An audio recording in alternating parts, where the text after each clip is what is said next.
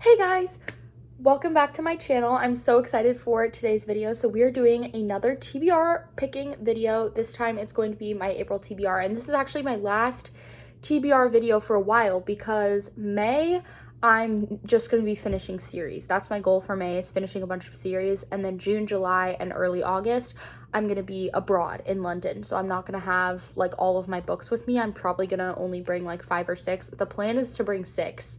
And then I might purchase some along the way or read some on Libby or NetGalley. So I probably won't do another TBR video until maybe September or October. So it's gonna be a bit. And I also have some stipulations with this particular TBR. I have 4 books on my shelf that I have to read this month for specific reasons, and I'm going to go through them right now. First is Lessons in Chemistry by Bonnie Garmis. I am currently borrowing this copy from my roommate, so I need to have it read by the end of April because we leave in early May, so I want to be able to get this book back to her.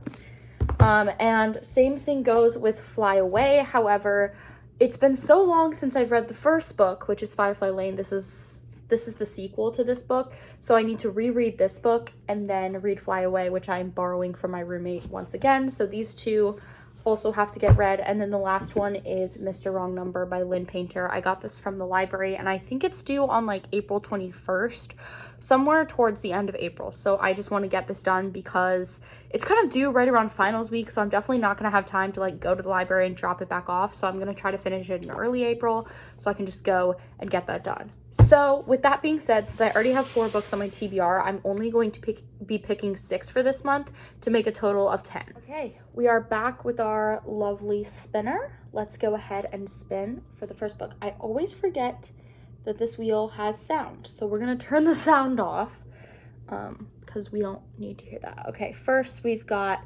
historical fiction. Okay, here's the thing. I don't know if I have any historical fiction left on my shelf.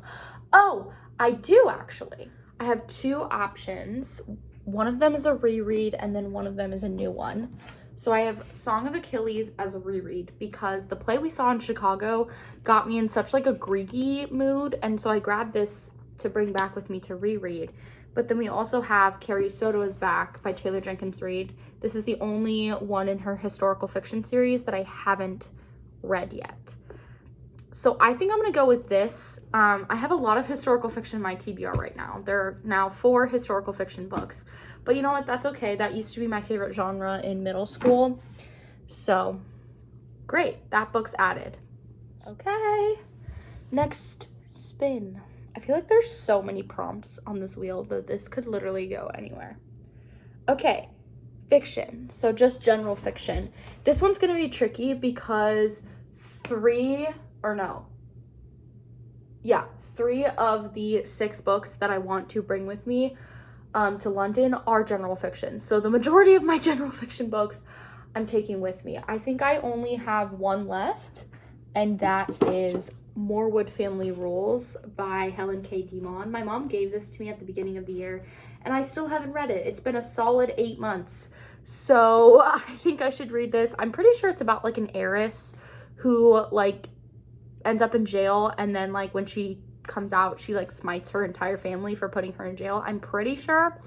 So that sounds interesting. So let's go ahead and add that to the stack. Okay, book number 7 is what we're doing next. Fantasy. Okay, perfect. I don't want to start a new series, even though I really want to read Once Upon a Broken Heart. I don't want to start a new series because I'm reading so many right now. So I'm going to go ahead and choose The Dream Thieves by Maggie Stefevater. I think that's how you say her name. This is the 2nd book in the Raven Cycle series, which is a series that I'm in the middle of. Izzy has been sending me these, and she has annotated them for me, which is literally so sweet of her. So I'm going to annotate it back, and it's going to be fun and super cool. So adding that one to the pile. Alrighty, book number 8. What's it gonna be?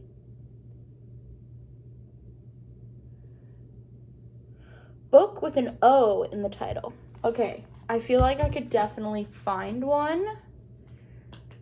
Okay, we've got Mad About You, which is a romance.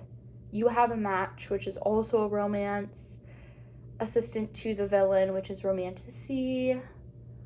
I'm leaning towards You Have a Match because I've heard it's like summer vibes, and since this is like my last full month of school and I'm getting ready for summer, I feel like this might be a good pick. And I love Emma Lord. She slays. So I think I'm gonna go ahead and go with this one. Plus, I don't have a lot of romance on there right now. I only have one, and that's Mr. Wrong Number. So I think this is perfect. Okay, only 2 more books to go. Here's book number 9. I'm liking the TBR so far. It's very historical fiction heavy, but I honestly think I'll like that. All right, we've got 3-word title. Okay, we have Mad About You, and I honestly think that's it. We do have some play scripts though, that like we have The Beggar's Opera, but that's literally it. So we have Mad About You, and we have The Beggar's Opera. I don't know. I'm conflicted because Mad About You is a hefty romance book. Like, she thick. And also, I'm just really worried that I'm not gonna like her. But also, The Beggar's Opera is a drama, and I don't know if that's what I'm in the mood for right now. So I'm going to read the first page of both of them and then make my decision from there. Okay, I'm not gonna lie. Beggar's Opera kind of enticed me. I mean, Mad About You, the first page was like interesting, and I was like, I could definitely get behind that, but this one just sounded really enticing. So we're gonna add it to the stack. This is a great book to read during like finals week when I'm like so stressed and I'm studying a lot, but I still want to read because I can read this entire thing in probably like 45 minutes. Okay, our last book going in our April TBR. What's it gonna be? Okay, book with plants or flowers on the cover.